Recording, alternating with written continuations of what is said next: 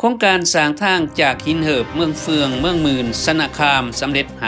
58% เปิดสายทางการบินจากเวียงจันทน์ดานังเวียงจันทน์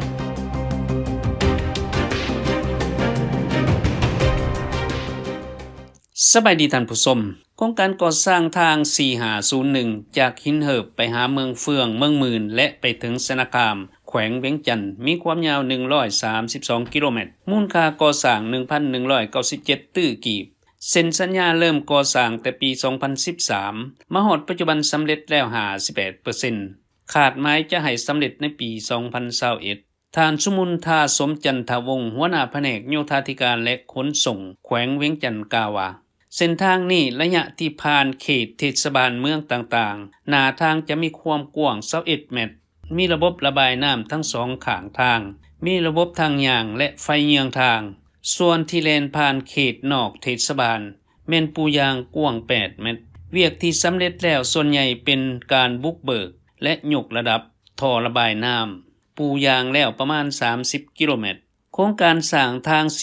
4501 เป็นโครงการสำคัญของรัฐบาลสปป.ลาวและแขวงเวียงจันทน์เพราะจะเป็นการพัฒนาเศรษฐกิจในบรรดาเมืองที่เรียบตามเส้นทางดังกล่าวการค้าการลงทุนก็จะเพิ่มขึ้นและเป็นการแก้ไขความทุกข์ยากของประชาชนในเขตดังกล่าว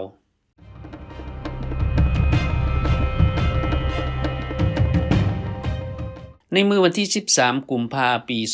2020 ที่สนามบินสากลวัดไตสปป.ลาวได้จัดพิธีแถลงข่าวท่านบุญมาจันทวงศาผู้อำนวยการรัฐวิสาหกิจการบินลาวแจ้งว่าจะเปิดสายทางการบินจากเวียงจันทน์ไปเมืองดานังสเวียดนามและจากดานังมาเวียงจันทน์จะเริ่มเปิดบริการในวันที่29มีนาปี